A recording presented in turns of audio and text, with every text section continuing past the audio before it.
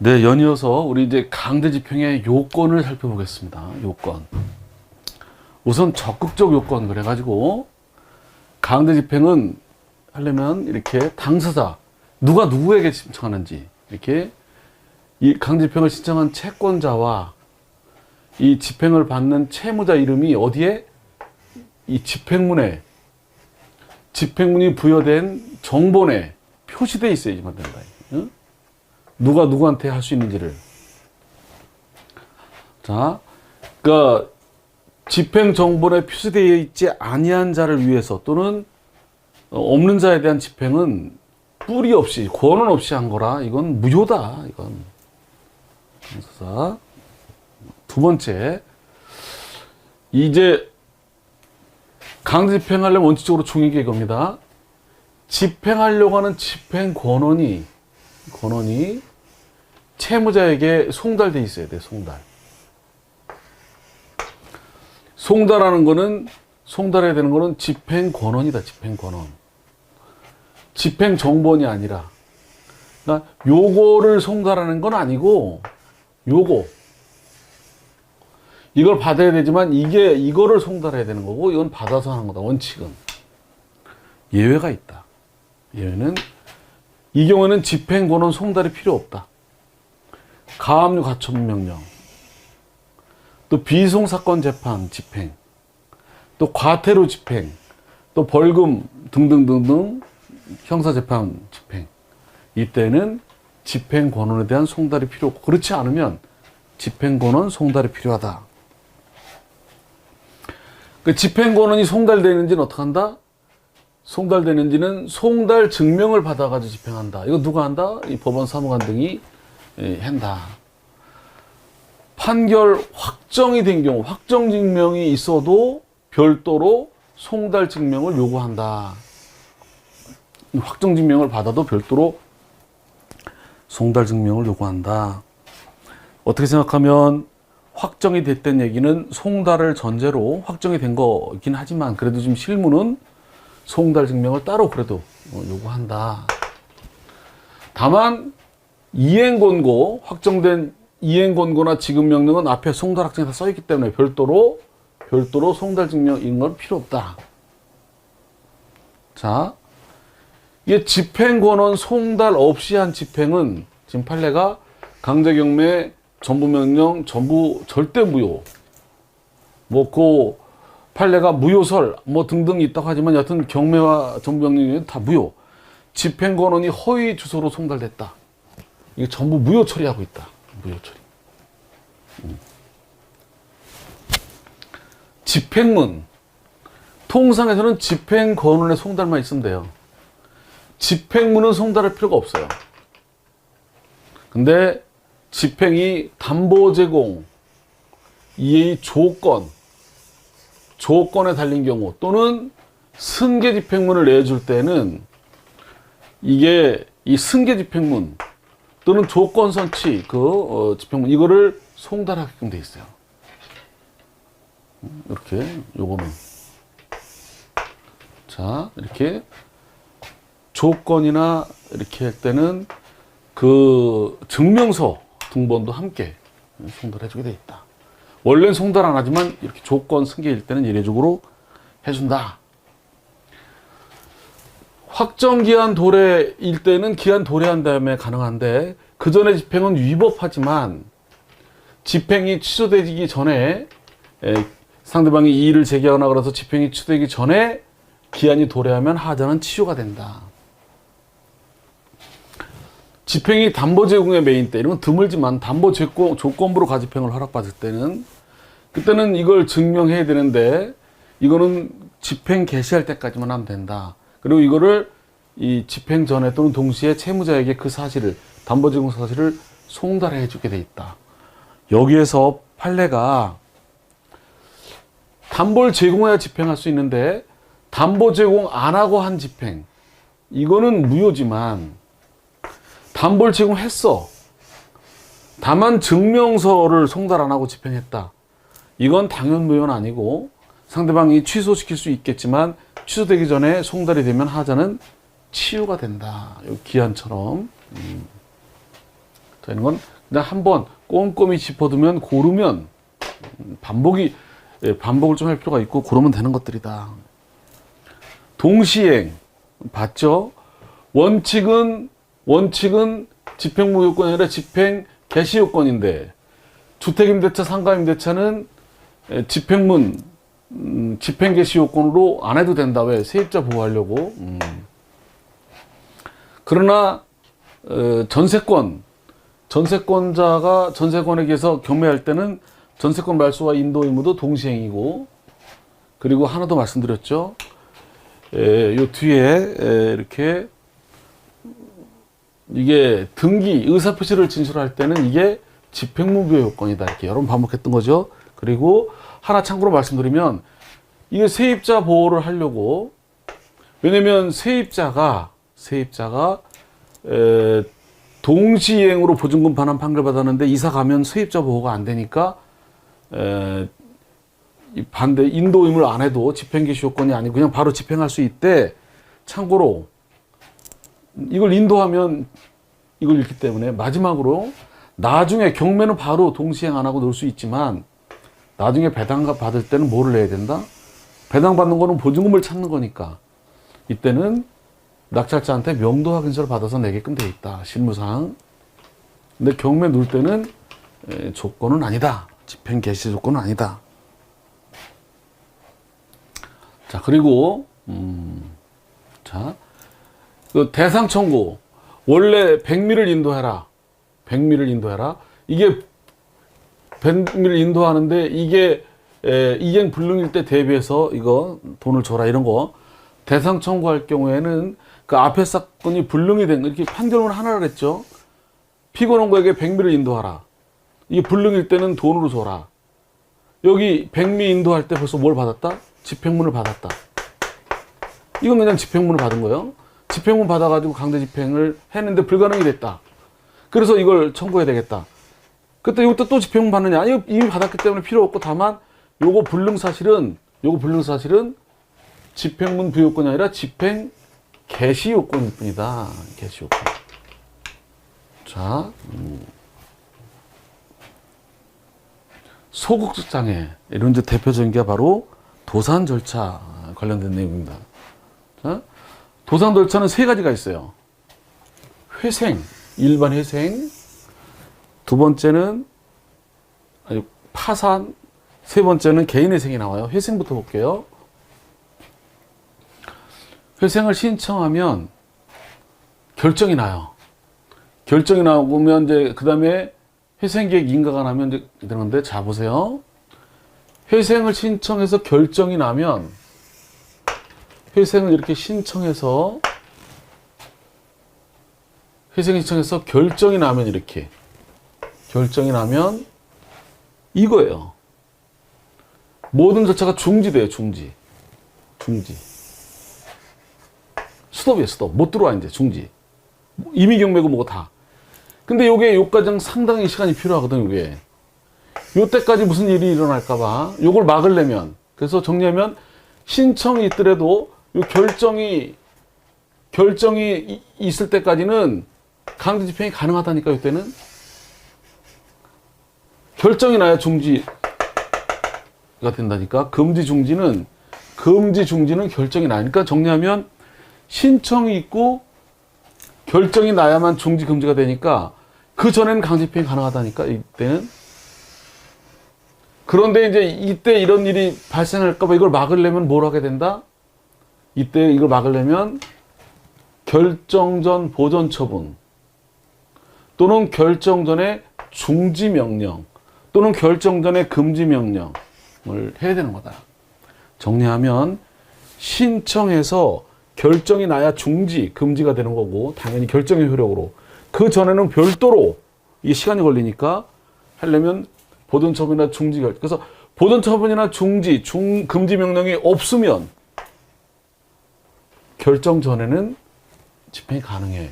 근데 결정이 나는 순간 중지돼. 중지. 모든 거 스톱. 스톱 시킨 다음에 뭘 만드느냐면 이 빚을 어떻게 갚을 것인가. 회생 계획을 잡아요. 회생 계획. 내가 이렇게 돈 벌어서 어떻게 갚겠다. 10년 거치 어떻게 갚겠다. 이걸 인가 받아야 되는 거예요, 인가. 그래서 인가가 나면 모든 게 실효, 모든 게 그 전에 모든 절차가 중지한 절차가 다 효력을 잃게 된다. 자, 이렇게 돼. 인가가 나면 끝나는 거다 이제. 다 죽습니다. 그리고 회생 계획대로만 갚아나가는 거예요. 자, 근데 이제 인가되기 전에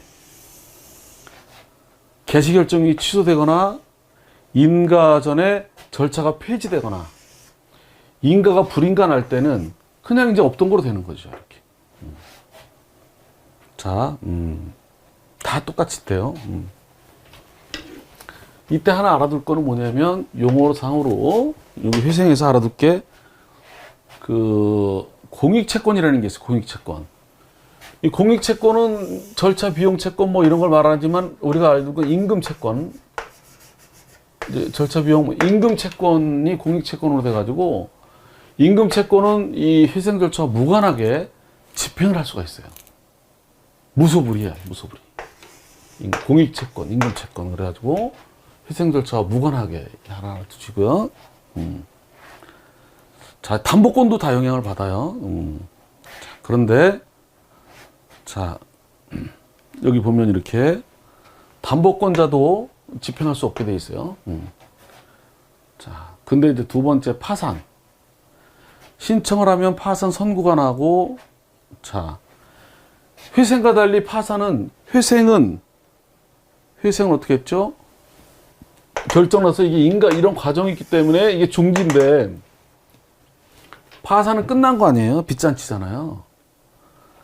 파산은 끝난 거기 때문에 파산이 선고되는 순간 신청한 건 아무 효력이 없어요. 이것도 시간이 꽤 걸려요. 선고되면 실효야. 이제 뭐 계획이고 뭐가 없어. 끝나는 거야. 선고되면 모든 게 효력을 잃어요. 그런데 별채권자 임의경매, 이 담보권 별채권자는 영향을 안 받아요. 영향을 안 받아. 앞에 회생에서는 영향을 받는데, 이 담보권자도 영향을 받는데, 파산은 영향을 안 받아. 그럼 임금채권은 재단, 약간 공익채권 그랬죠. 회생에서는. 여기서는 재단채권 그래가지고, 역시 효력을 받아요. 요것 때문에 시험에 자꾸 언급되는 거예요. 우리가 회생 파산 쪽을 책을 보려면 민사집행법 책보다 훨씬 두꺼워요. 양도 많고. 그걸 공부할 수는 없잖아, 다. 근데 남들 다 똑같은 거야. 모든 사람이 다 똑같아. 회생 파산은 법과대에 가서 가르치지도 않았잖아. 엄청 양이 많아. 근데 남들 다 똑같아. 그래서 최소한의 맥만 짚고 있으면 되는 거다, 어차피.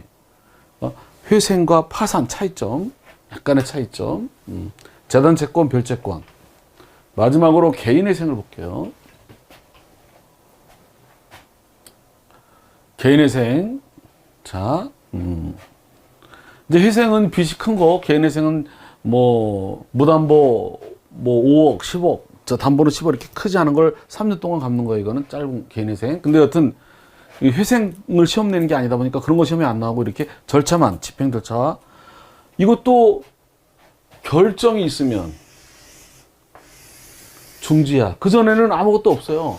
그전에 이걸 막으려면 어떻게 된다?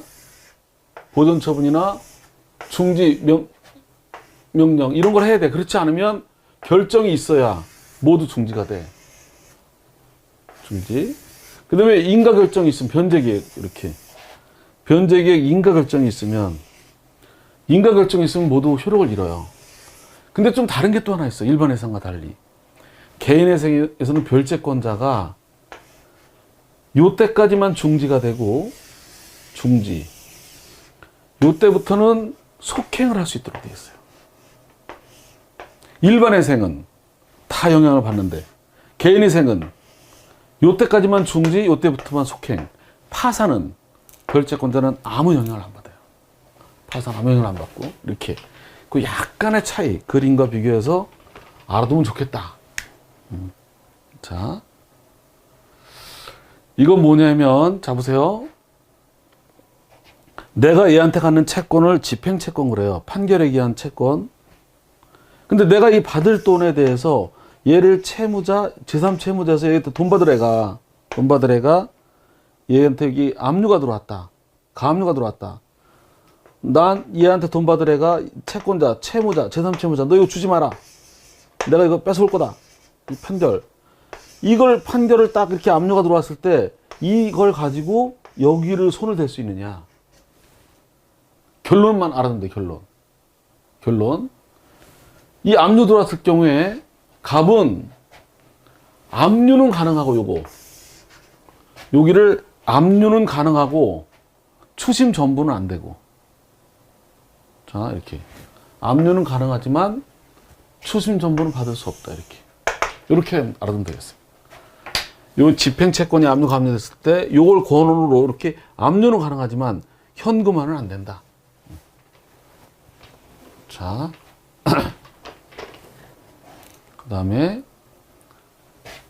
그 다음에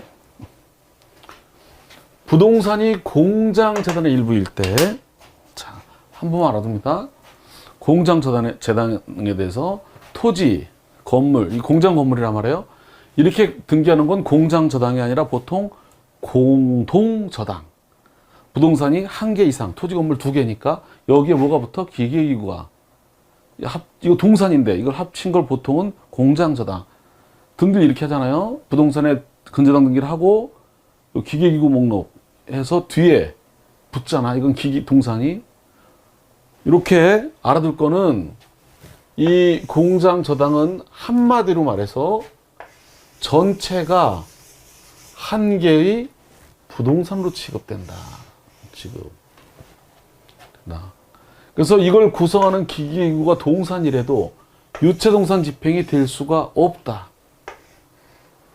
자, 함께 일체가 돼서 한 개로 보니까 다입니다. 그게 공장재단의 일부를 구성하고 있을 때는 개별 집행은 금지된다. 이게 드러나면 매각투자를 취소해야 된다. 이렇게만 알아두면 되겠어요. 자, 그 다음에 하나만 더 볼까요? 이게 그거고요. 신탁법상의 재산. 요새 신탁이 많이 활성화되고 있고 신탁법도 공부할 게 꽤 많죠. 책이 한 권되죠. 그러나 그걸 다 볼 수는 없고 집행법에서는 한두 개만 보면 되죠. 그만 좀 이해를 해놓을게요. 난이도가 좀 있어요. 이게 그래서 쉽게 설명드리겠습니다. 제가 강제집행 쪽 실무 강의를 많이 나가다 보니까 실무에서는 이게 많은 관심들이 있는데 시험용으로는 역시 자주 나오긴 하지만 조금만 나오기 때문에 자, 이걸 위탁자 그래요. 명의 신탁과 구분해서 이걸 신탁자라는 용어를 잘 안 쓰고 법에서 위탁자라고 쓰고 있어요. 이거는 이제 등기를 신탁했단 말이에요. 이건 신탁법상의 신탁이에요. 신탁회사로 넘겼다. 이걸 수탁자 그래요. 그러면 이게 이렇게 된 판례가 이게 신탁으로 이게 소유권이 넘어가면 이게 중요해요. 소유권 등기를 마치면 이게 중요해. 대내, 대외 모두 소유권이 넘어가는 거다. 요 내부 관계에서 소유권이 유보되어 있는 게 아니다. 완전히 넘어가는 거다. 이게 있어요. 신탁재산에 대해서는 강제집행을 못하게 돼 있어요. 못한다. 다만 신탁 전 원인으로 발생한 권리 또는 신탁 사무 처리상 발생한 권리에 대해서는 가능하다. 이게 뭐냐? 요 단서는 근데 판례가 축소 해석을 해가지고 신탁으로 넘기기 전에 압류나 가압류가 근저당이 돼 있는 거, 압류나 가압류 근저당 되고 넘어간 거, 그거는 신탁재산도 경매 가능하죠. 안고 넘어갔으니까. 또는 신탁 사무 처리상 발생한 채권. 그러니까 이 신탁으로 넘어가서 봐봐요. 수탁자가 여기에 신탁 사무, 그러니까 뭐냐면 이 신탁으로 넘어가기 전에 압류 감류된 거 말고는 신탁 사무. 그러니까 봐봐요. 재건축한다. 재건축조합으로 신탁해놨다. 그럼 재건축조합이 이걸 수탁받아서 재건축 공사계약을 체결했다. 이 공사계약이 재건축조합이 하는 일이다. 신탁 사무 처리 관련된 일이다. 공사계약, 재건축 공사, 아파트 공사를 하다가 공사 대금을 못 받았다. 그러면 여기에다가 압류, 가압류 가능하다. 왜? 신탁 사무 처리상 발생한 거니까. 이 두 가지가 아니면 신탁 전의 원인으로 압류, 가압류 됐던 거 아니면 수탁자가 이 신탁 관련된 사무 처리 과정에서 발생한 거라면 몰라도 그렇지 않으면 안 된다는 거예요.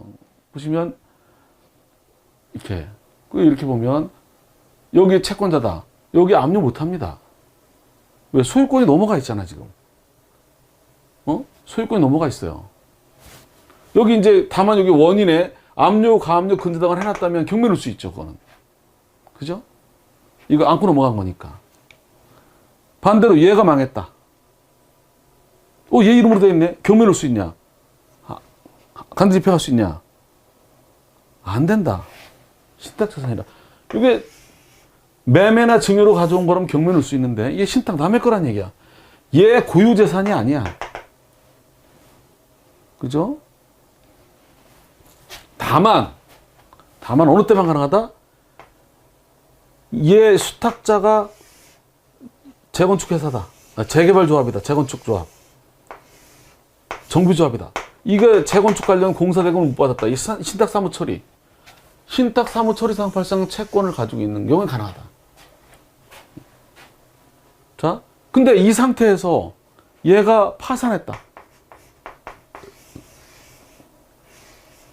봐요. 파산한 수탁자 할 수 있느냐 봐. 수탁자가 파산한 경우에 신탁 재산은 이거 신탁으로 넘어온 부동산은 이 수탁자 게 아니에요. 얘 게 아니잖아. 심부름만 하고 있는 거지. 얘 고유 재산이 아니니까, 고유 재산이 아니라면 얘 파산 재산이 아니야. 얘 재산이 아니라고. 그러므로 신탁 사무처리상 발생한 채권을 가지고 있는 채권자는 요 공사대금 수탁, 얘는 수탁자가 파산하더라도 신탁 재산의 강제 집행을 예외적으로 할 수 있다. 그러니까 수탁자 파산은 신탁 재산 파산이 아니라 자기가 개별적으로 파산당한 거니까 이렇게 가능하다. 이 판례까지 알아두면 좋겠어요. 그리고 이게 다입니다. 더 이상 많이 하는 사람이 수험생으로 실무에서도 많지 않다. 그러니까 불안하지 말고 이렇게 또 신탁 전 원인으로 발생한 권리 또는 신탁 사무 처리상 발생한 채권을 빼놓고는 신탁 전 원인, 신탁 사무 처리상 빼놓고는 못한다. 이거 만약에 그럼에도 불구하고 압류가 들어왔다 그러면 제3자 이의소를 제기할 수 있다. 당연무효는 아니다, 이 판례가. 그리고 신탁 전 원인은 신탁 전에 이미 부동산을 저당권, 가압류, 가처분, 압류가 이루어진 경우를 말하고 신탁 전에 옛날 사람에 대한 채권 모든 걸 말하는 건 아니다, 판례가. 자, 이렇게 했어요. 이렇게 해서 집행 개시 요건 다 받고 문제풀이를 우리 교재로 보면 74페이지부터 워밍업 사례 2개를 보고 77페이지에 적극적 요건, 그 다음에 이제 소극적 요건 이렇게 보겠습니다. 자, 문제가 꽤 많아요. 많지만 뭐 이렇게 좀 중복이 좀 많이 되고 있어요. 앞에 나온 거라 몇 개만 좀 너무 중복되는 거 빼고 보겠습니다. 자, 첫 번째 워밍업 우리 74페이지 1번. 자, 올해 법무사 시험 문제 2018년도 상당히 난이도가 있겠지만 보세요. 요거 건물의 일부만, 이건 뒤에 나올게. 이제 전세 건되게 전세 등기를 한 경우 건물의 일부 전세권자에게, 그러니까 건물이 있으면 이렇게 전부 전세 등기한 게 아니라 이렇게 일부만 등기하는 경우가 있잖아요. 이렇게.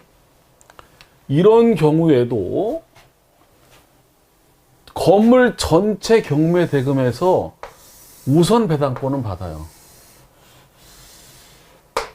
그러나 전세 등기를 안 한 부분에 대해서는 경매를 신청할 권리가 없다. 다시 한번, 전세권자도 전세권 등기를 하면 경매를 신청한 권한이 있지만 그거는 전세권 등기한 부분만 해서 그렇다. 그래서 건물 전체를 전세 등기했으면 몰라도 일부만 등기한 경우에는 그래도 전체 경매대금에서 배당은 다 받지만 순서대로 경매 청구 채권은 건물 전체 등기한 부분만 넣을 수가 있고 등기 안 한 부분은 경매를 할 수가 없다. 그 부분만 분할하기 전에는, 전세 등기한 부분만 분할해서 그 부분만 경매 넣기 전에는 건물 전부에 대한 경매는 불가능하다. 저 뒤에 나올 게 그냥 꼽사리 낀 거에 하나. 자, 그 다음에 신탁 전 원인으로 발생한 권리 의무. 신탁 사무 처리상 발생한 채권을 가지고 있는 채권자는 신탁 재산에 대해서 강제 집행할 수, 다시 한번, 신탁 전 원인으로 발생한 권리 의무 또는 신탁 사무 처리상 발생한 채권을 가지는 경우는 강제 집행을 할 수가 있죠, 예외적으로. 그러나 잘 보세요. 수탁자가 파산한 경우 신탁 재산은, 수탁자 명의로 되어 있는 신탁으로 넘어온 재산은, 이거는 수탁자 고유 재산이 아니므로 수탁자의 파산 재단이 아니다. 이거 수탁자 재산이 아니다. 강제 집행할 수 없는 게 아니라 할 수 있다. 이렇게. 자, 그렇게 됐고, 아까 앞에 봤던 거. 그 다음에 개인이든 법인이든 파산 및 면책이 있으면, 이제 법인은 파산만 있고 개인은 파산하다 면책까지 있잖아요. 면책 있으면 파산이 끝난 걸 폐지 그래요. 파산이 끝나고 또는 파산이 종결이 된 다음에 이제 면책 재판 받을 때까지 시간이 꽤 걸린다고. 면책 신청에 관한 재판이 확정될 때까지, 면책 재판 때까지 채무자 재산에 대해서 압류, 가압류를 못 들어오게끔 조항을 두고 있다. 응?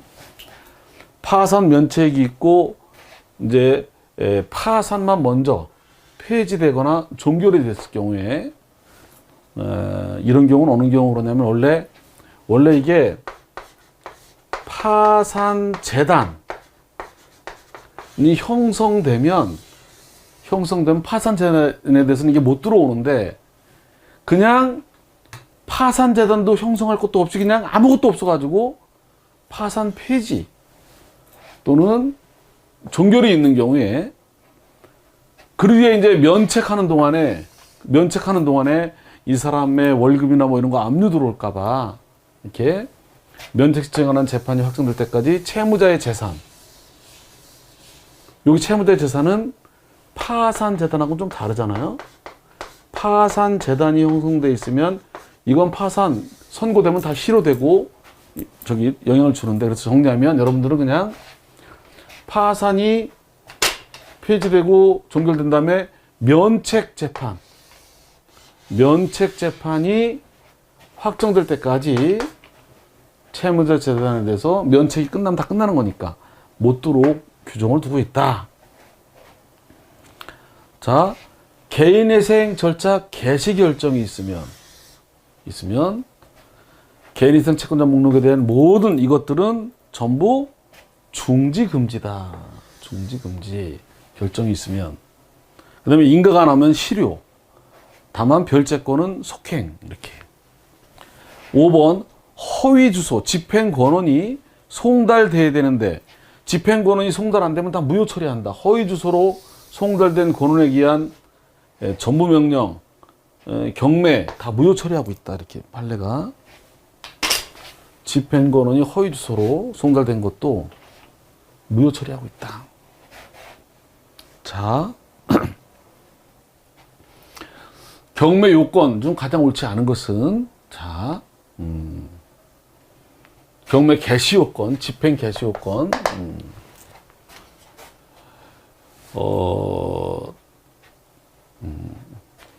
1번 담보권 실행 경매에서 피요담보 채권의 이행기 도래 전에 경매가 됐더라도 당연히 무효가 되는 건 아니고 상대방이 취소 신청해서 이의나 신청해서 취소되기 전에 이행기가 도래하면 하자는 치유된다. 당연 무효는 아니다. 재판장 명령이 있어야만 집행문을 부여할 수 있는 것인데 또 불구하고 명령 없이 단독으로 부여한 경우 경매를 각하해야 되느냐. 자, 명령이 있음을 불구하고 없이 단독으로 부여한 것이라든지 집행문 부여 조건이 안 갖춰졌는데 집행문을 부여한 경우 이렇더라도 집행법원은 이런 부분을 심사할 권한이 없으므로 신청을 각하할 수는 없다. 그 문제는 둘이 따로 집행문 부여에 대한 이런 거를 신청해서 해결할 문제고 집행법원은 집행문이 붙어 있는 이상 그냥 그거대로 집행해라. 그 집행문이 잘못됐는지 그거는 둘이 싸울 문제고 집행이나 이런 거로 집행기관은 붙어 있는 이상 이런 거 심사하다 보면 집행을 못 하거든요. 그러니까 집행기관은 집행만 해라. 그 문제는 저쪽에서 따로 싸우더라도. 자, 또 알아둘 거 학교 교육 나오면요. 압류 금지 관련해서 미리 나오는 거예요. 이게 직접 사용하는 교지, 이 운동장, 교사, 교실, 학교, 교실. 그래서 운동장, 교지, 교실, 교사. 직접 쓰는 이거는 압류 금지예요. 나머지 기본 재산은 이건 부동산 경매할 때 나올 게 미리 나온 거예요. 기본 재산은 나중에 주무관청에 허가가 필요한데 이거는 경매 낙찰된 다음에 매각 허가 결정 시까지만 내면 된다는 거예요. 그러니까 경매 결정할 때는 그냥 해주라는 얘기예요. 나중에 낙찰돼서 매각 허가 나올 때까지만 내면 되는 거라. 그러니까 이거는 압류가 안 되는 거고 나머지 이거는 기본 재산은 이거 안 했더라도 경매 개시 결정은 해줘라. 자, 회생 개시 결정이 있으면 모든 게 중지다. 경매도 못 넣습니다. 담보권도. 근데 뭐는 가능하다? 임금 채권, 이걸 공익 채권 그랬어요. 임금 채권 강집행은 가능하다. 자, 적극적 요건 관련해서 볼게요. 우리 교재로 치면 워밍업 사례를 놓고 77페이지부터 문제가 8문제 있어요. 8문제. 약간 두세 문제가 중복이 돼서 몇 개 지문은 몇 개는 이제 좀 생략을 좀 하고 저기 보겠습니다. 그리고 소극적 요건이 6문제, 14문제가 남았어요. 자, 여기부터 볼게요. 자, 가장 옳지 않은 것은 자, 집행이 조건이 달렸거나 승계를 요하는 경우에는 그 집행권원 이외에 그 이후 승계 집행문을 조건 부여한 집행문 요거를 같이 송달해 줘야 된다. 자, 이행기가 도래 기한에 달릴 때는 확정기일 때는 기간이 지나야 되죠. 기간 지나기 전에 하더라도 취소되지 않은 사이에 기간이 도래하면 하자는 치유되고, 근데 확정기한이 아니라 불확정기한이라면 이거는 집행문 부여 요건이다. 담보 제공 조건으로 가집행 선고 판결인 경우에는 채권자는 이걸 제출해야 되고 언제까지? 집행 개시할 때까지만. 집행문 부여 요건이 아니라 집행 개시 요건이니까. 그리고 그 사실을, 제공한 사실을 송달해 줘야 되고, 동시행 관계가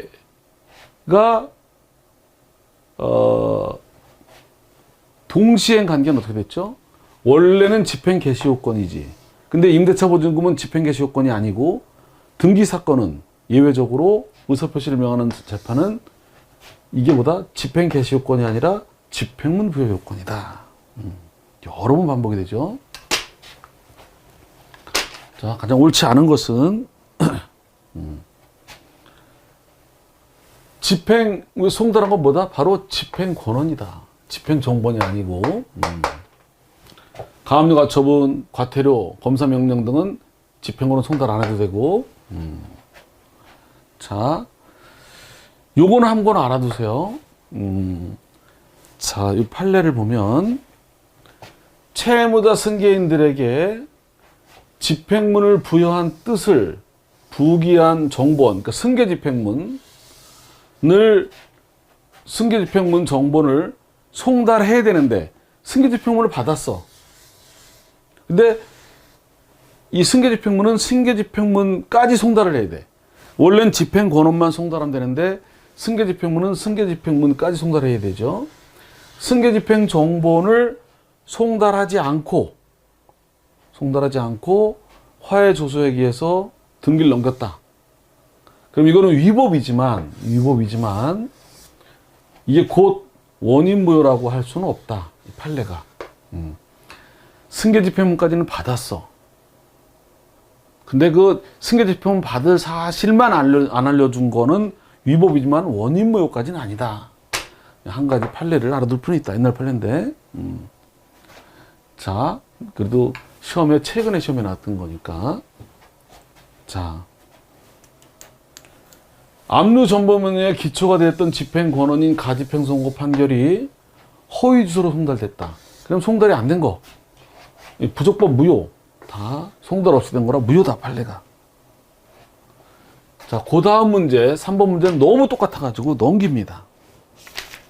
3번 문제는 전체 지문이 너무 똑같아. 반복이라 넘기겠습니다.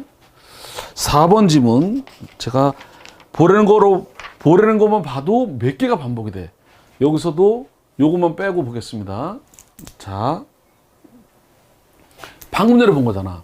압류 전문령이 기초가 됐던 집행권은 이 허위주소로 송달됐다. 다 무효다. 무효라고 볼 수는 없다가 아니라 무효다. 넘기고, 이거. 다른 의무 집행이 불가능할 때 그에 가름해서 대상 청구, 대신 집행할 수 있다는 거. 이거는 앞에 게 불가능하다는 거를 증명해야지만 뭐다? 집행을 개시할 수 있다. 이렇게. 개시 요건이다. 전세권자가 경매 놓을 때는 뭐다? 전세권 말소와 인도 의무와 동시행, 이행지체 빠뜨려야 된다. 임대차 보증금은 집행 개시 요건이 아니다. 이게 엄청 많이 반복이 됐죠. 자, 옳지 않은 것은 이것도 신탁법상 예외적으로 신탁재산에 대한 강제집행이 허용되는 것은 신탁사무 처리상 발생한 권리. 자, 이거 여기에는 수탁자하고 신탁사무 처리한 거지 위탁자를 채무자로 해야 하는 것은 포함되지 않는다. 위탁자에 대한 조세채권 가지고는 압류할 수 없다. 수탁자 이름으로 된 거에 대해서. 채무자가 파산 선고받으면 파산재단, 강제집행 모두 효력을 잃는다. 다만 별채권은 영향을 안 받는다. 자, 집행이 조건에 달린 경우 또는 승계집행문 부여받은 경우에 그 사실, 집행권은 플러스 승계집행문까지 송달해줘야 된다. 넘기고요. 중복이 되니까. 집행채권이 다른 채권자에 의해 압류 들어온 경우, 자, 이는 집행법원은 채무자를 상대로 압류 명령을 신청하는 것은 각하가 아니라 집행채권이 다른 집행채권자의 다른 채권자에서 압류가 됐더라도 이걸 가지고 압류는 가능하고 뭐만 안 된다? 초심 전부만 안 되는 거다. 압류는 인용하고 초심 전부는 각하되는 거다. 밑에가 잘못된 거다. 자, 그 다음에 옳지 않은 것은 보세요. 자, 요 두 개만 보겠습니다. 정답 아닌 지문. 자, 요거는 뭐 너무 중복이 되니까 그냥 참고로 집행문 원칙으로 송달 필요가 없으나 집행이 채권자가 증명할 사실의 매인 때 또는 승계집행문 부여할 때는 이걸 송달해주게 돼 있고, 이게 또 반복이죠. 경매부동산이 공장재단의 일부를 구성할 때는 각하해야 되고, 이것도 반복이죠. 이건 더 반복이라 넘기겠습니다. 자, 여기도 7번도 두 개만 보겠습니다. 밑에 정답 아닌 거로 옳은 지문으로 반대 의문 동시행일 때는 집행 개시 요건이니까 이거 증명하지 않더라도 집행문은 내줍니다. 집행 개시 요건이니까.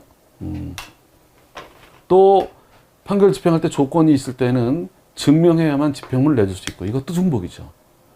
자, 만약에 적극 요건의 마지막 문제 옳지 않은 것은, 그래서 이것도 중복이니까 이것만 보겠습니다. 그냥 지나가면서 집행은 신청한 사람과 받을 사람의 성명이 판결이나 여기 붙인 집행문에 있어야만, 그리고 이 판결을 송달해야지만 되는 거다. 기간이 도래야 할 수 있는데 그 채무를 이행하게 되는 때는 기간이 지난 뒤에만 집행할 수 있는 거다. 다른 의무가 불가능할 때, 백미 인도가 불가능할 때 돈으로 몰아내라, 가름해서 이런 것들은 이걸 입증해야만 집행을 개시할 수 있다. 개시 요건이니까. 와우, 지금도 많이 몇 개 뺐어도 엄청 중복되죠. 그래도 좀 뺐습니다. 빼는데도 중복이 된다. 소극적 요건 문제, 우리 교재로 보면 6문제가 있어요. 84페이지부터 여기서는 한두 개가 몇 개 지문 빼겠습니다. 6문제 중에서. 자, 첫째. 자, 옳지 않은 것은 이거 아까 봤던 거 아니야. 집행채권이 가함된 후에 집행채권에 의해서 압류이 전부가 들어가면 그 전부 명령은 안 되죠. 집행차기가 되지만 압류는 가능하다. 그렇죠. 2번도 바꿨던 거 아니야? 수탁자가 파산한 경우에 신탁재산은 수탁자 고유재산이 된 것을 빼놓고는 파산재산이 아니므로 개재산이 아니니까 신탁사무 처리상 발생한 채권 가진 사람은 파산했더라도 강제집행할 수 있다. 자, 채무자가 파산되면 모든 게 효력을 잃게 돼요. 여기서 요거 봐요. 임금 채권에 의한 재단 채권. 자, 회생에서는 공익 채권. 공익 채권은 수시로 집행이 가능해요. 근데 파산에서는 별채권만 영향을 안 받고 임금 채권도 영향을 받아. 임금 채권은 재단 채권 그래가지고 회생에서는 공익 채권, 파산에서는 재단 채권 그래가지고 우선권은 유지돼요. 우선권은. 그렇지만 우선권은 유지되지만 강제 집행은 전부 효력을 잃는다. 잃지 않는 것은 담보물권, 별채권뿐이다. 동시행 판결이 의사표시 명하는 재판에서는 집행문 부여 요건이다. 다른 의무 이행이 불가능한 경우에 가름해서 다른 거 하는 거, 본래 불가능하던 걸 해야만 집행을 개시할 수 있다. 얼마나 중복이에요. 자, 옳지 않은 것은 보세요. 중복이죠. 강제집행은 신청한 사람과 받을 사람이 이름이 있고 송달했어야 된다. 자, 파산 선고 받으면 강제집행, 보존처분 모두 효력을 잃는데 뭐가 틀렸어? 임의경매는 효력을 잃지 않는다. 별채권은. 재단 채권도 효력을 잃는데, 근데 임의경매는 효력을 잃지 않는다. 회생 절차 개시 결정이 있으면 모든 게 중지된다. 중지. 자, 너무 중복이 돼가지고 세 번째 문제, 우리 교재 86페이지 3번 문제는 지문 2개만 보겠습니다. 밑에. 자, 이것도 중복이지만 복습을 위해서 회생 개시 신청이 있으면 중지되는 게 아니야. 효력 잃는 것도 아니고 중지도 아니야. 그러니까 중지가 틀렸어. 인가 있으면 실효, 이건 맞아. 신청이 아니라 결정이 있어야 된다. 결정. 개시 결정. 신청 가지고는 아무 효과가 없다. 강제집행 허용되는 신탁전 원인은 뭐를 말한다? 신탁전에 이미 부동산의 저당권이 된 경우 등을 말하고 위탁자에 대한 주세채권 압류되어 있지 않았다면 이제 새롭게 압류는 못한다. 자, 이제 세 문제가 남았어요. 4번 80페이지. 이거 너무 중복이 돼가지고 이것도 위에 2개 지문만 보겠습니다. 회생 개시 결정이 있으면 모두 중지된다. 맞아요. 개인에서 변제액 인가가 있으면 중지됐던 건 모두 효력을 잃는데 뭐는 임의경매는 효력을 잃지 않습니다. 개인회생. 자, 두 문제 남았어요. 5번. 근데 옳지 않은 것은 지문이 많아가지고 두 개만 보겠습니다. 너무 중복이 돼서 신탁 재산에 대해서는 강제 경매할 수 없으나 신탁 전에 이미 저당 압류된 경우 가능하고요. 이것도 중복이지만 이 신탁 파산 이거는 생소할까봐 반복을 계속하는 거예요. 파산 선고받으면 모든 게 끝나는 거야. 어? 모두 효력을 잃어. 근데 뭔 효력을 안 잃어? 임의경매는. 자, 마지막 문제. 자, 마지막 문제 보겠습니다. 자, 회생 파산이라 계속 보는 거야. 중복이 돼도. 회생 개시 결정이 있으면 모두 중지돼. 인가가 있으면 모두 잃어. 이것도 잃어, 이것도. 개인 회생은 속행할 수 있는데 이 회생은 개인 회생 결정이 있으면 모두 중지돼. 변제기 인가가 있으면 모두 실효되는데 뭐는 실효가 안 돼? 임의경매는. 요게 다른 점이야, 이렇게. 그죠? 다른 점. 이렇게 정리를 했어요. 반복이 돼도. 와, 이렇게 해서 강제집행 개시 요건까지 해서 강제집행 관련된 기본 틀은 다 끝내놨어요.